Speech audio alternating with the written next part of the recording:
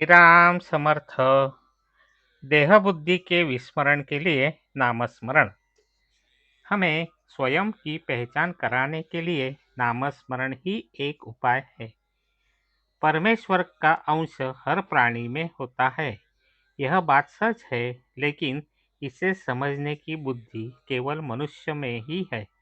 फिर भी उसका पतन किस प्रकार होता रहता है, इसे जानो।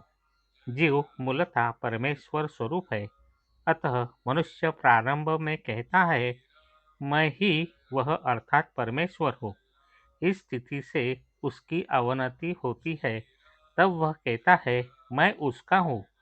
यही उसकी अवनति रुकती नहीं। फिर आगे चलकर वह कहता है, मेरा और उसका अर्थात परमेश्वर का कोई संबंध नहीं है। इस अवनति का कारण है, देह बुद्धि का प्रभाव इतना पड़ता है कि अंत में उसकी पक्की भावना यह होती है कि मैं देह ही हूँ। यद्यपि ऐसी भावना दृढ़ होती है, तो भी अनजाने से क्यों न हो, मनुष्य के मुंह से जो सत्य है वही कहा जाता है। जैसे किसी व्यक्ति के मित्र की मृत्यु होती है, तब वह कहता है, मेरे मित्र का स्वर्गवास हो गया। इसका मतलब है कि वह अपने सामने जो मित्र की देह थी, उसको मित्र नहीं समझता था। शरीर के भीतर जो चैतन्य होता है, जो ईश्वर का अंश है, उसी को मित्र मानता रहा। अर्थात जो सत्य होता है वही उसके मुंह से प्रकट होता है।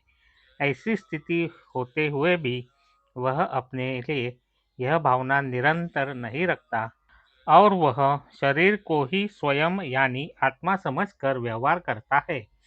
इसका असली कारण यह है कि वह सत्य मैं को भूल गया है और देह बुद्धि अधिक प्रबल और प्रभावी हो गई है। अब इसके लिए एक ही उपाय है। जिस मार्ग से मैं की अवनति हुई है, उसी मार्ग से उल्टे जाकर प्रगट होना। अतः पहली बात यह है कि अब मैं जो देह रूप बन गया हूँ, वह मैं उसका यानी परमेश्वर का हूँ, ऐसी भावना दृढ़ करना। इस भावना की परमावस्था यानी मैं ईश्वर ही हूँ, यह भावना दृढ़ हो जाना। जिसके विस्मरण से ही मेरी अवनति हुई है, उसका स्मरण करना। स्मरण के लिए सबसे अच्छा साधन है ईश्वर का नाम। इसके कारण स्मरण निरंतर होता रहेगा, नामस्मरण के प्रति लगन लगेगी और मैं वास्तव में कौन हूँ यह ज्ञात होगा और अपनी खुद की पहचान होगी। सत्य परमार्थ ऐसा है और बहुत सरल है, किंतु सही रास्ते से जाना चाहिए। किसी गांठ को खोलना हो तो रस्सी का कौन सा छोर खींचना है, यह मालूम होना चाहिए। परमार्थ की बात भी ठीक ऐसी ही है। जब यह मालूम होगा कि मैं कौन हूँ, तो परमात्मा की पहचान अपने आप हो जाएगी। दोनों का स्वरूप समान है, अर्थात दोनों अभिन्न है। परमात्मा निर्गुण है, तब उसको जानने के लिए क्या हमें भी निर्गुण नहीं होना चाहिए? इसलिए देह बुद्धि का त्याग करना चाहिए। किसी भी चीज को जब हम जानते हैं, तो उस वस्तु से हमें एकरूप होना पड़ता है। बिना उसके हम उस वस्तु को जान ही नहीं सकते। अतः यदि हम परमात्मा को जानना चाहते हैं, तो क्या हमें परमात्मा नहीं होना चाहिए?